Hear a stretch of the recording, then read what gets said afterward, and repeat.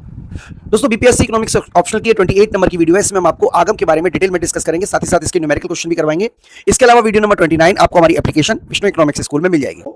दोस्तों इस वीडियो के साथ हम आपको एक नया चैप्टर स्टार्ट करा रहे हैं जिसका नाम है आगम की अवधारणाएं। तो सबसे पहले मैं आपको बता देता हूं कि आगम क्या होता है। देखिए सिंपल तरीके से समझ लेते हैं। सबसे पहले अगर हम बात करें आगम आगम तो आगम का मतलब होता है किसी वस्तु को अगर हम बेचते हैं, यानी कि किसी वस्तु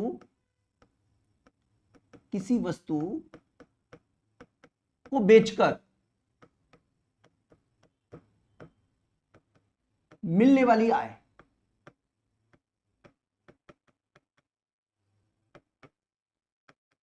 यानी कि जब हम किसी वस्तु को बेचते हैं तो उस वस्तु को बेचने से जो हमें आय मिलती है, जो इनकम मिलती है, उसको बोलते हैं आगम। अब आगम का मतलब तीन तरीके से हो सकती है। एक होती है हमारी कुल आगम,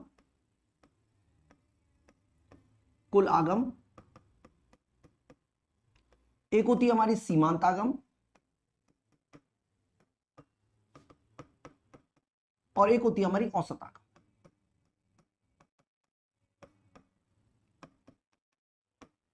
अगर हम बात करें कुल आगम की, तो कुल आगम का मतलब होता है कि अगर मान लीजिए आपने जितनी भी है उनकी सभी इकाइयों को बेच दिया,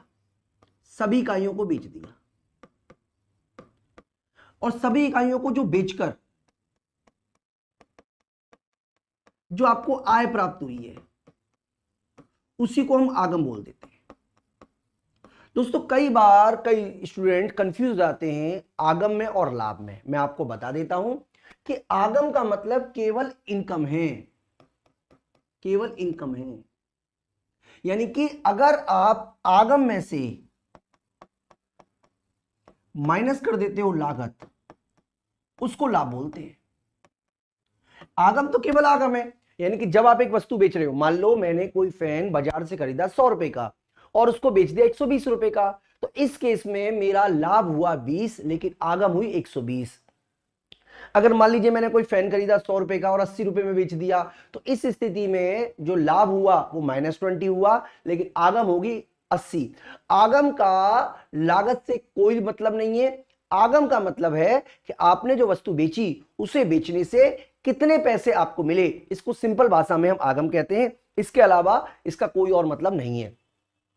तो मैं उम्मीद करता हूं कि आपको आगम की डेफिनेशन समझ में आ गई होगी। यानी कि जब हम किसी वस्तु की सभी इकाइयों को बेचते हैं तो सभी इकाइयों को बेचने से जो आय प्राप्त होती है उसी को आगम बोलते हैं। अगला है सीमांत आगम।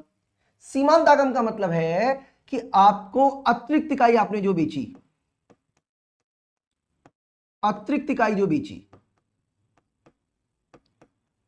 इकाई को बेचकर प्राप्त आय, अतिरिक्त इकाई को बेचकर मिलने वाली आय ही सीमांत आगम कहलाती है। यानी कि जब आप किसी वस्तु की एक अतिरिक्त इकाई को बेचते हो तो अतिरिक्त इकाई को बेचकर जो आपको आय प्राप्त होती है उसको हम बोलते हैं सीमांत आगम। और औसत आगम का क्या मतलब है? औसत आगम का मतलब होता है प्रति इकाई आगम, मैं आपको एग्जाम्पल देकर समझाऊंगा, आपको ज्यादा बेटर समझ में आएगा।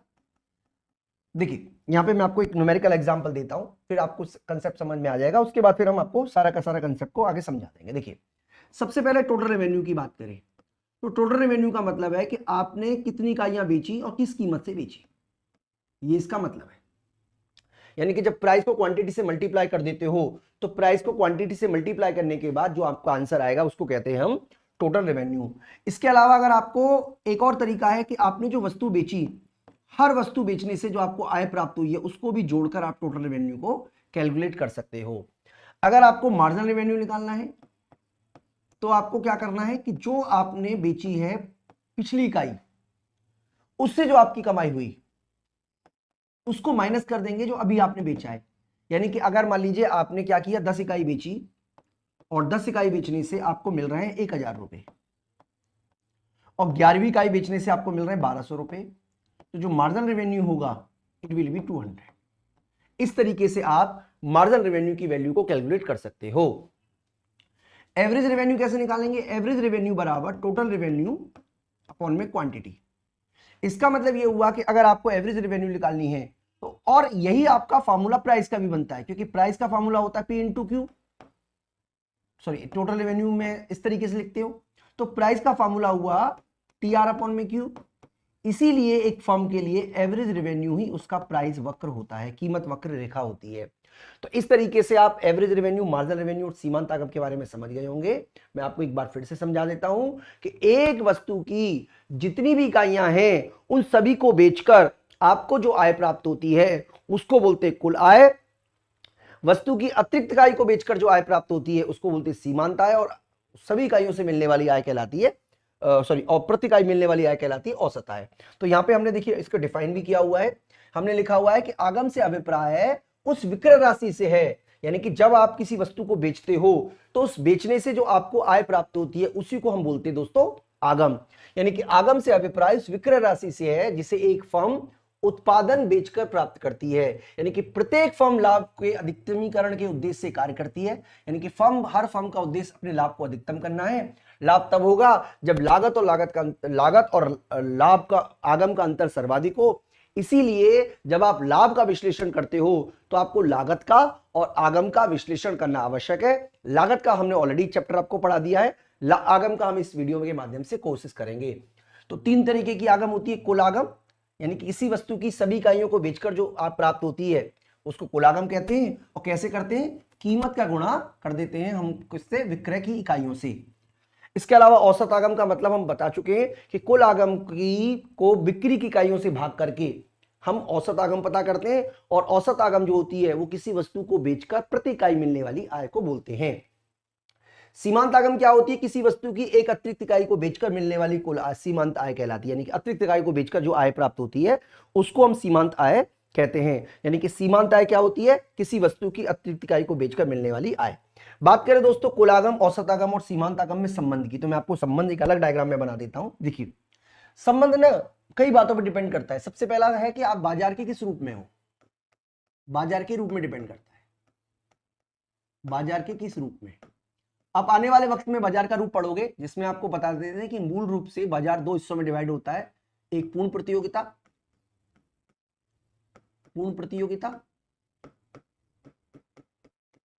दूसरा अपूर्ण प्रतियोगिता।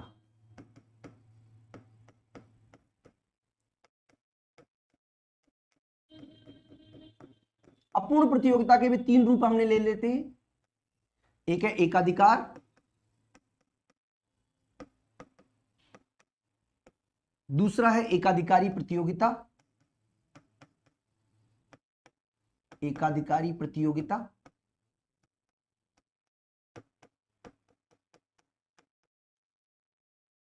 और तीसरा है अल्पाधिकार।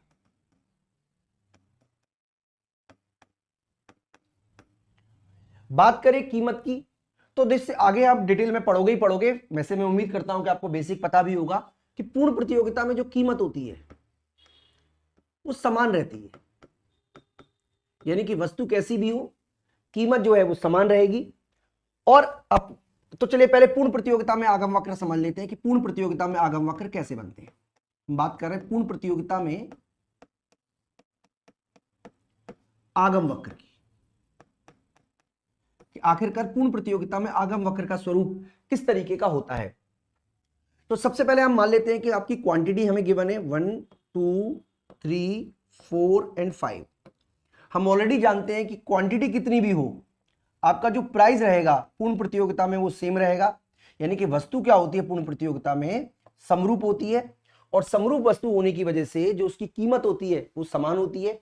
अब इस केस में अगर आप टीआर निकालोगे तो टीआर का फॉर्मूला होता है P इंटू क्यू, यानी कि 10 20 30 40 और 50। एमआर कैसे निकालेंगे? एमआर होता है TRN माइनस TRN-1, यानी कि पिछली इकाई से पिछली कुल आगम को इस कुल आगम से माइनस कर देते हैं। इसका मतलब जब क्वांटिटी 0 रही होगी, चाहे प्राइस 10 ही क्यों ना हो, तो टोटल रेवेन्यू 0 ही होगी। तो जो बीच का डिफरेंस है वो यहां लिख देंगे 10 का, बीच का डिफरेंस 10 का 10 का 10 का और 10 का। हम ऑलरेडी जानते हैं कि प्राइस और एवरेज रेवेन्यू बराबर बराबर है। यानी कि पूर्ण प्रतियोगिता की स्थिति में औसत आगम और सीमांत आगम एक दूसरे के बराबर होते हैं और ओ एक्स अक्ष के समानांतर होते हैं। इस तरीके से होती है। इसका कारण यह है इस स्थिति में जो फर्म है वो कीमत होती है स्वीकारक, स्वीकारक होती है। और एक उद्योग जो कीमत डिसाइड कर देता है, फर्म को उसी कीमत पर वस्तु बेचनी पड़ती है। न तो फर्म कीमत को घटा सकती है, न फर्म कीमत को बढ़ा सकती है। एक बार जो फर्म द्वारा कीमत निर्धारित हो गई, उसी कीमत पर फर्म सामान को बेचने के लिए वचनबद्ध है। यानी कि कीमत हमारी 10 रुपए पर, फर्म जितनी चाहे क्वांटिटी बेच सकती है।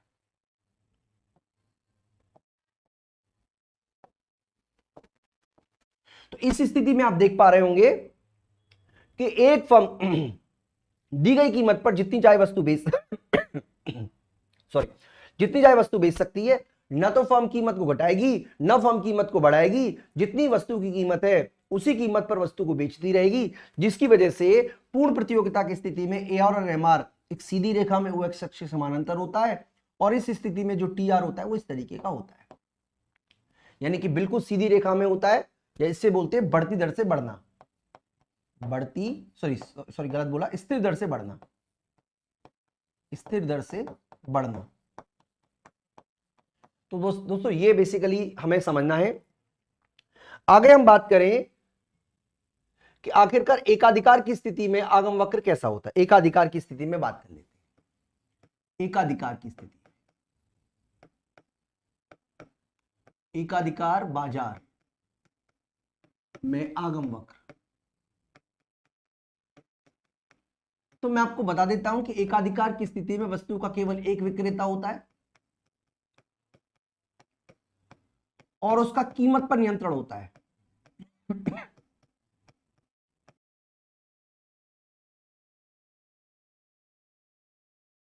कीमत पर नियंत्रण होता है, मांग पर नहीं। इसका मतलब यह हुआ कि एक फर्म अगर कीमत में वृद्धि करता है तो मांग में कमी आएगी। इसका मतलब यह हुआ कि एक फर्म कीमत को निर्धारित कर सकती है। एकाधिकार में एक फर्म कीमत को तय कर सकती है, मैं बिल्कुल मना नहीं कर रहा, लेकिन मांग तय नहीं कर सकती। अगर फर्म कीमत को बढ़ाती है तो उसकी मांग में कमी देखने को मिलती है। एकाधिकार में ऐसा ही होता है। इसका मतलब यह हुआ कि अगर आप क्वांटिटी की बात करें तो अगर आपको ज्यादा क्वांटिटी बेचनी है तो आपको प्राइस को कम करना ही पड़ेगा, जिसकी वजह से टोटल रेवेन्यू कैसे निकालेंगे, P इंटू क्यू। 10, 18, 24, 28 और 30। आप चाहो तो इसको आगे भी ले जा सकते हो, 30, 28। अगर आप एमआर निकालते हो तो एमआर कैसे लिख लेगा, 10, 8 बीच का डिफरेंस, 6, 4, 2, 0, -2। इसका मतलब यह हुआ कि एकाधिकार की स्थिति में आपका एआर जो होता है वो डाउनवर्ड होता है, ऐसा।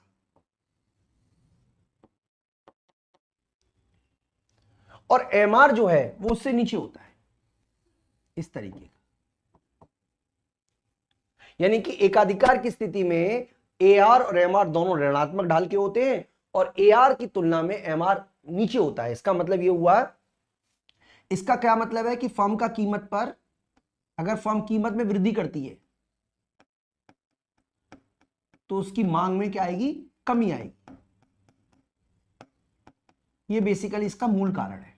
यानी कि एकाधिकार की स्थिति में फर्म का कीमत पे नियंत्रण नहीं होता, बल्कि केवल मांग पे नियंत्रण नहीं होता, केवल कीमत पे नियंत्रण होता है। सेम तरीके का बनता है एकाधिकारी प्रतियोगिता में। मैं आपको यह भी बता देता हूं, देखिए जैसे ये तो हमने एकाधिकार का बताया। एकाधिकारी प्रतियोगिता की बात करें, एकाधिकारी प्रतियोगिता की बात करें, यहां पे क्या होता है, वस्तु के जो विक्रेता होते हैं वो अधिक होते हैं, लेकिन वस्तु विभेद होता है।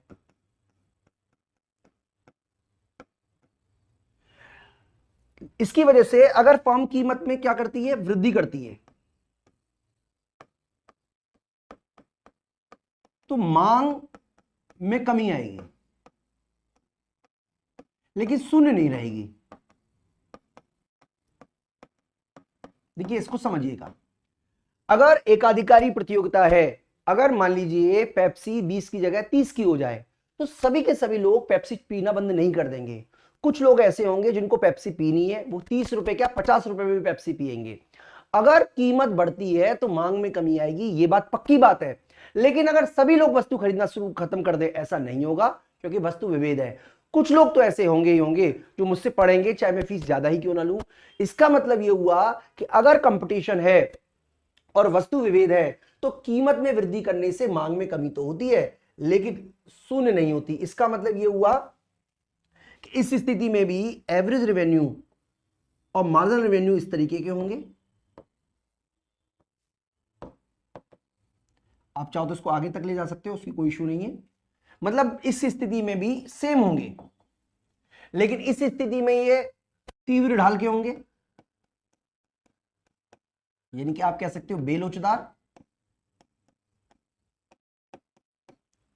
और इस स्थिति में कम ढाल के होंगे, आप कह सकते हैं लोचदार।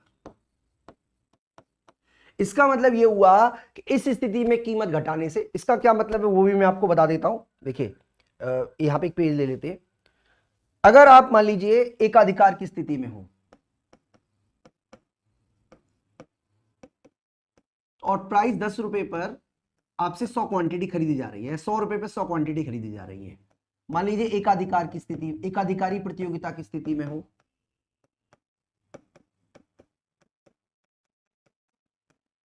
एकाधिकारी प्रतियोगिता की स्थिति में हो और यहां पे भी मान लीजिए 100 रुपए पर आपसे 100 चीज खरीदी जा रही है।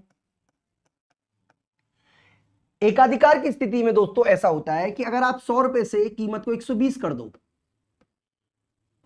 तो मांग में कोई बहुत ज्यादा कमी देखने को नहीं मिलेगी, जबकि अगर यहां पे 120 कर दोगे तो मांग में बहुत ज्यादा कमी देखने को मिलेगी।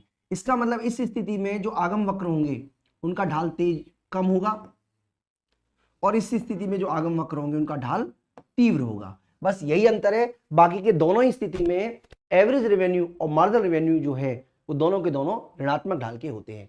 एक और प्रतियोगिता की बात कर रहे थे, उसमें हम बात कर रहे थे अल्पाधिकार की। अल्पाधिकार की तो दोस्तों अल्पाधिकार में कीमत दृढ़ता होती है, कीमत दृढ़ता होती है। कीमत दृढ़ता का क्या मतलब है? कीमत दृढ़ता का मतलब है कि कोई भी फर्म कीमत में परिवर्तन नहीं कर सकती है, फर्म को कीमत स्थिर रखनी पड़ेगी, जिसकी वजह से आगम वक्र इस तरीके के होते हैं, ऐसे। ये हमारा एवरेज रेवेन्यू है और मार्जिनल रेवेन्यू कर्व इस तरीके का होगा, डिसकंटिन्यू एंड देन इस तरीके का। कारण की बात करें तो आपको कारण हम आगे वाली वीडियो में बताएंगे ही बताएंगे। फिलहाल हम आपको बता देते हैं कि इस स्थिति में कीमत दृढ़ता का मतलब है कि फर्म जो है वो मान लीजिए कीमत 10 रुपए पर क्वांटिटी बेच रही है 100 की, प्राइस चार्ज कर रही है 10 रुपए और क्वांटिटी बेच रही है 100 की। अगर एक फर्म की, क्योंकि अल्पाधिकार में क्लोज कंपटीशन होता है, अगर एक फर्म कीमत को गिरा देती है, 15 कर देती है, बढ़ा देती है, तो बाकी की फर्में कीमत को नहीं बढ़ाएंगी, जिससे मांग में ज्यादा कमी होगी, मांग केवल 20 रह जाएगी और अल्टीमेटली उसको नुकसान होगा। और अगर वो कीमत को घटा देती है तो बाकी के सभी कीमतों को घटा देंगे, जिससे उसका नुकसान हो। अब उसका जो माल बिकेगा वो 120 बिकेगा, यानी कि पहले वो अच्छा खासा 1000 रुपए कमा रहा था, अब उसकी कमाई केवल 300 रुपए रह गई और इस केस में उसकी कमाई केवल 600 रुपए रह गई। यानी कि कीमत को घटाना भी उसके लिए खतरनाक है, कीमत को बढ़ाना भी उसके लिए खतरनाक है, जिसकी वजह से वो कीमत क्या करेगा? दृढ़ करेगा। और कीमत दृढ़ होने की वजह से एक बिंदु पर जाके उसका आगम वक्र, सॉरी मांग वक्र जो है वो बेलोचदार हो जाएगा। मैं आपको डायग्राम के थ्रू समझाने की कोशिश करूंगा। तो इस तरीके का मांग वक्र बनता है।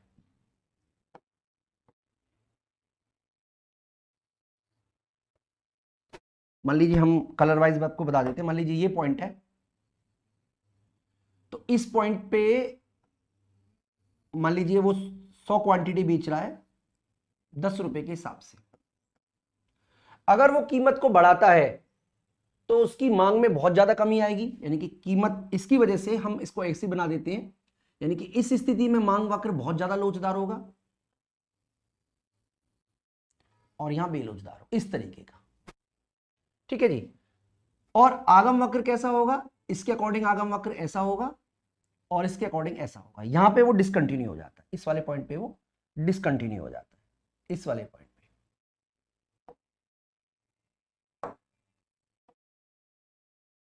डिसकंटिन्यू का डिटेल जो है आपको अल्पाधिकार वाले चैप्टर में मिल जाएगी, वहां पे भी आप एक बार इसको गो थ्रू कर लीजिएगा।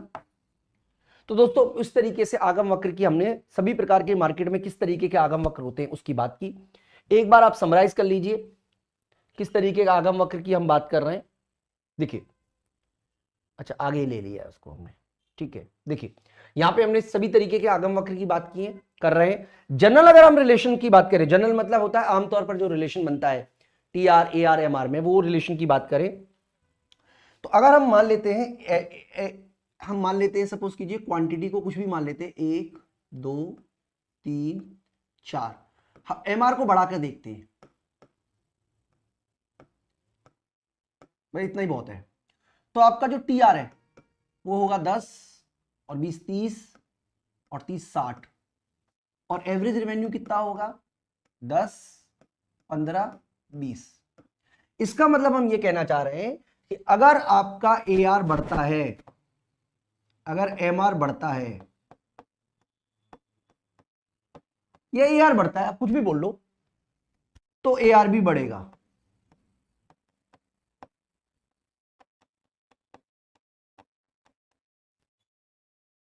और M R more than A R होगा। यानी कि एक डायग्राम हम आपको ऐसे बनाएंगे, तो ये हमारा है ए आर और ये हमारा है एम आर। अगर कभी ऐसी कोई कंडीशन आ जाती है जहां पर क्वांटिटी बढ़ाने से, प्राइस ज्यादा करने से क्वांटिटी भी बढ़ती है, एक्सेप्शंस केस है, तो उस स्थिति में टी आर और एम आर दोनों ही बढ़ेंगे। और टी आर जो है वो बढ़ती दर से बढ़ेगा, इसको बोलते हैं बढ़ती दर से बढ़ना, क्योंकि बीच का जो डिफरेंस है वो बढ़ रहा है, इसका मतलब इसे बोलते हैं बढ़ती दर से बढ़ना। अगर मान लीजिए ए आर जो है वो कांस्टेंट रहता, मान लीजिए कांस्टेंट रहता,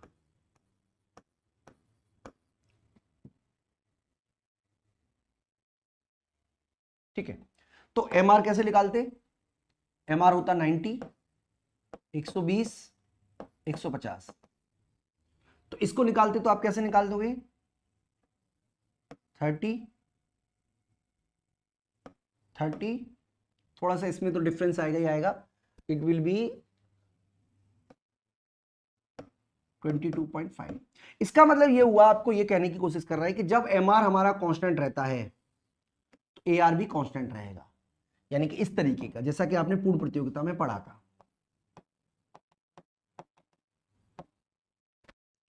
और जब ए आर गिरता है, जब एम आर गिरता है,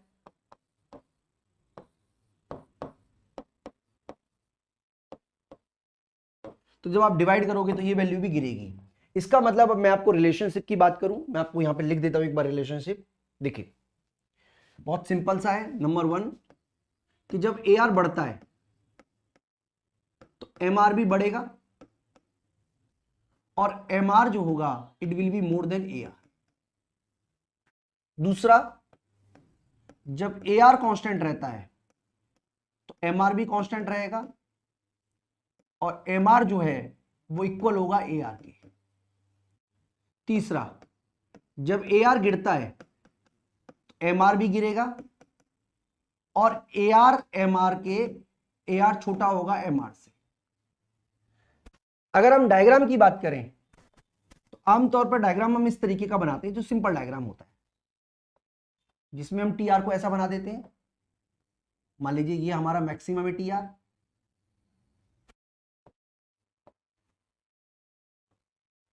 और ये हमारा एम आर है।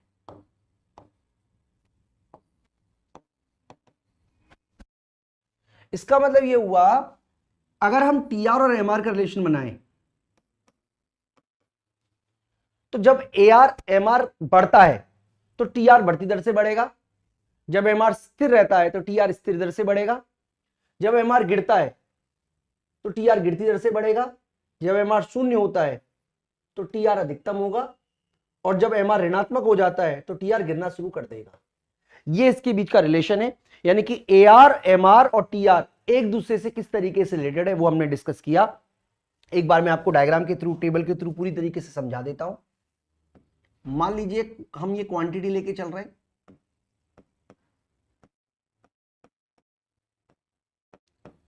प्राइस ले लेते हैं 2 3 4 5 5 5 5, ठीक है जी।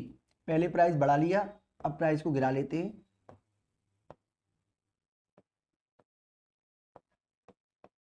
जीरो। तो टोटल रेवेन्यू कैसे निकालेंगे?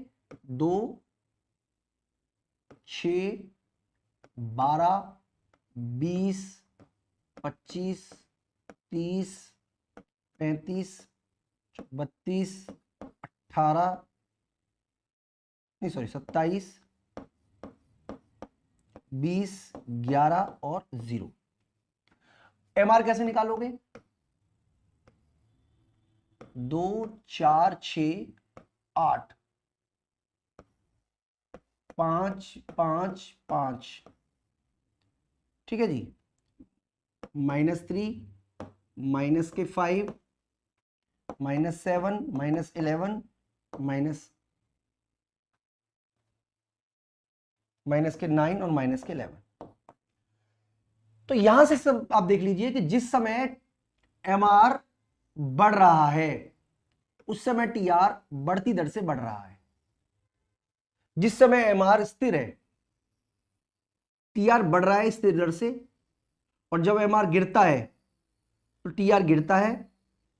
और जिस समय एमआर 0 होगा, इसमें 0 आया नहीं है, लेकिन उस समय टीआर जो है, एमआर जिस समय 0 होगा उस समय टीआर अधिकतम होगा। तो दोस्तों ये बेसिकली थ्योरिकल पोर्शन है जो हमने आपको कराया। अब हम आपको न्यूमेरिकल भी आगे कंटिन्यू करवाते हैं। तो दोस्तों एक न्यूमेरिकल हम आपको करवा रहे हैं जो कि एच एल आहूजा सर की बुक से लिया है। इसके अलावा एग्जाम में जो क्वेश्चन आए हुए हैं वो भी हम आपको करवाने वाले हैं।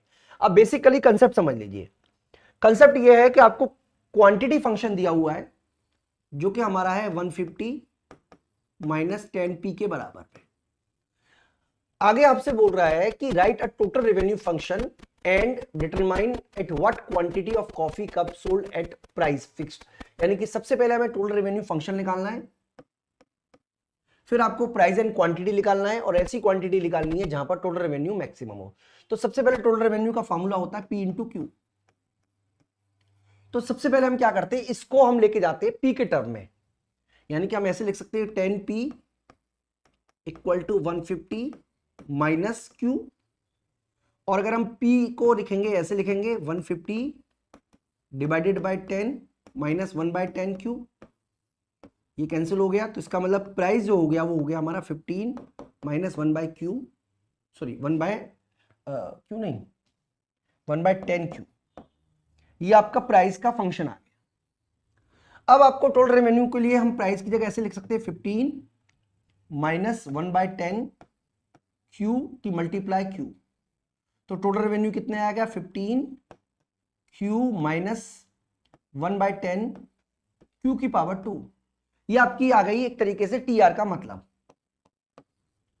आगे वो बोल रहा है कि आपको पता करना है what quantity of coffee cup sold, किस प्राइस पर कॉफी कप जो है वो बेचा जाता है, और उस प्राइस पर टोटल रेवेन्यू को मैक्सिमम होना जरूरी है।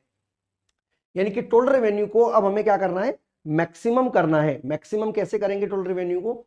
उसके लिए हमें क्या करेंगे, हम एमआर निकालेंगे, यानी कि जिस समय हमारा एमआर 0 होगा उस समय हमारा टोटल रेवेन्यू मैक्सिमम होगा। तो हमें यह पता करना है कि एमआर 0 कब होगा। तो इसको हम एमआर पहले डिफरेंशिएशन करके निकाल लेते हैं। MR equal to differentiation of revenue upon differentiation in term of Q. कैसे लिखेंगे?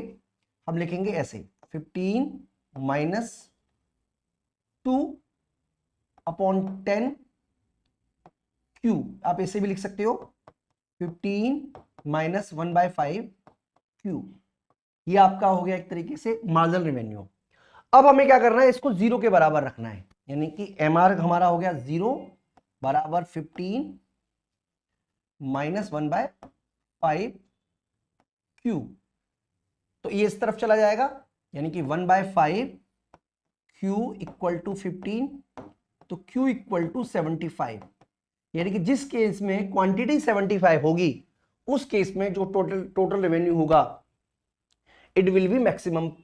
और अगर हमें प्राइस निकालना है कि आखिरकार प्राइस कितना होगा इस क्वांटिटी पर, तो प्राइस भी निकाल के दिखा देते हैं हम आपको, प्राइस कितना होगा। तो प्राइस निकालने के लिए आपको क्या करना पड़ेगा, इस इक्वेशन को लिखना पड़ेगा जैसे ये है, यानी कि 15 माइनस 1/10 इंटू 75, तो 15 माइनस 7.5, तो जो आंसर आएगा इट विल बी 7.5। इसका मतलब ये हुआ कि आपका क्वांटिटी जब 75 होगी, प्राइस जब 70.5 होगा, उस केस में आपका टोटल रेवेन्यू मैक्सिमम होगा। Find out value of marginal revenue at quantity which is total revenue is maximum. तो बच्चों इसका तो वैल्यू 0 ही आएगी, क्योंकि हम ऑलरेडी जानते हैं कि जिस केस में marginal revenue total revenue maximum होता है उस केस में मार्जिनल रेवेन्यू जो है इट विल बी 0। तो आप इसको सिंपल तरीके से समझ सकते हो। इसके अलावा हमसे पूछा गया है कि show the quantity sold where total revenue is maximum, price elasticity of demand equal to 0। हमें यह भी शो करना है कि जिस केस में मैक्सिमम क्वांटिटी बेची जाती है वहां पर मार्जिनल रेवेन्यू 0 है। देखिए आपको मार्जिनल रेवेन्यू का रिलेशनशिप हम ऑलरेडी बता चुके हैं कि जिस केस में हमारा एमआर इस तरीके का होता है 0, वहां पर हमारी इलास्टिसिटी ऑफ डिमांड 1 के बराबर होती है। ये हम ऑलरेडी पढ़ चुके हैं, आपको जो इलास्टिसिटी में रिलेशन बताया था उसमें बता चुके हैं। अब हमें ये प्रूफ करके दिखाना है, तो कैसे प्रूफ करेंगे मैं आपको एक बार फॉर्मूला बता देता हूं, यहां पे लिख देते हैं फॉर्मूला। फॉर्मूला है ED equal to minus delta Q by delta P into P by में क्यू। और आपकी क्वांटिटी की जो इक्वेशन है 150 माइनस 10p, तो ये जो 10 है ना माइनस में, ये बराबर होता है delta Q upon delta P के। तो इसका मतलब हम यहां पे लिख सकते हो -10 इंटू पी।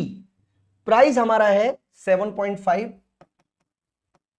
क्वांटिटी है हमारी 75, तो जो आंसर आएगा ईडी का वो 1 आएगा। तो इस तरीके से हम आंसर को प्रूव भी कर सकते हैं। तो ये तो न्यूमेरिकल देखिए मैंने आपको करवा दिया एच एल आहूजा सर की बुक से। एग्जाम में कैसे न्यूमेरिकल आए हैं आप एक बार वो देख लीजिए। क्वेश्चंस आपको ऐसा दिया हुआ है कि मांग फलन में P equal to 20 minus 2Q, ये हमें ऑलरेडी गिवन है, और Q इक्वल टू 3। तो इस स्थिति में औसत आगम और सीमांत आगम पता करनी है। बहुत ही सिंपल है, हम क्या करेंगे, सबसे पहले प्राइस लिख देंगे ऐसे 20 माइनस 2Q। तो हमें क्या करना है, इसको क्वांटिटी से मल्टीप्लाई करना है, क्योंकि हम जानते हैं कि टोटल रेवेन्यू क्या होता है P इंटू क्यू।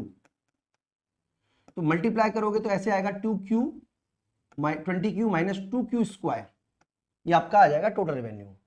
अगर आप एवरेज रेवेन्यू निकालना चाहते हो तो फॉर्मूला होता, अच्छा ये तो ऑलरेडी है, एवरेज रेवेन्यू मार्जिनल रेवेन्यू का फॉर्मूला होता है differentiation of TR upon differentiation of Q।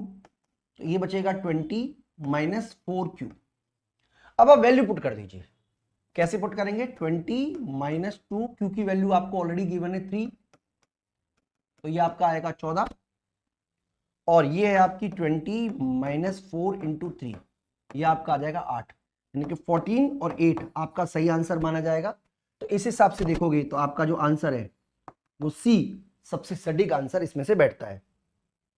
अगला क्वेश्चन हम देख रहे हैं कि यदि वस्तु का जो मांग फलन है वो दिया हुआ है P equal to 21 minus 3x और x की वैल्यू भी गिवन है 3, तो MR की वैल्यू पता करनी है। बहुत ही सिंपल से कर लेंगे, MR is the differentiation of TR upon differentiation of Q। तो पहले आपको TR निकालना पड़ेगा P इंटू क्यू करके, यानी कि 21 माइनस 3x इंटू x, यानी कि 21x माइनस 3x स्क्वायर। और जब आपको इसको डिफरेंशिएशन करोगे इस वैल्यू को, तो आप लिखोगे 21 माइनस 6x। तो 21 माइनस 6 इंटू x की वैल्यू कितनी है, हमें गिवन है 3, तो 18 माइनस करोगे तो ये आ जाएगा आपका 21 माइनस 18 3, यानी कि जो आपका आंसर बैठेगा वो बैठेगा 3। इस तरीके से दोस्तों अगर आप न्यूमेरिकल सॉल्व करोगे तो आपके सारे के सारे न्यूमेरिकल सॉल्व होंगे, ऐसा मैं आपको यकीन के साथ कह सकता हूं। न्यूमेरिकल हम कर रहे हैं, इसमें लिखा हुआ है कि यदि एक विक्रेता का मांग फलन हमें गिवन है, क्या गिवन है, P equal to 16 minus 1 upon 2Q। तो तो हमें एमआर निकालने के लिए पहले टीआर निकालना पड़ेगा, सबसे मल्टीप्लाई कर लेंगे Q minus 16Q minus Q by 2Q। तो आप इसको ऐसे भी लिख सकते हो, TR equal to 16Q minus 1/2, इतना ही बचेगा। MR निकालेंगे तो MR में हम क्या करेंगे, डिफरेंशिएशन कर लेंगे TR का इन टर्म ऑफ Q, तो कांस्टेंट को तो हटा देते तो 16 बचेगा, इसका मतलब MR की वैल्यू जो है वो 16 आएगी। तो दोस्तों मैं उम्मीद करता हूं कि आपको इस तरीके से सारे के सारे न्यूमेरिकल क्वेश्चन आप सॉल्व कर लोगे। इस वीडियो में इतना ही, थैंक यू।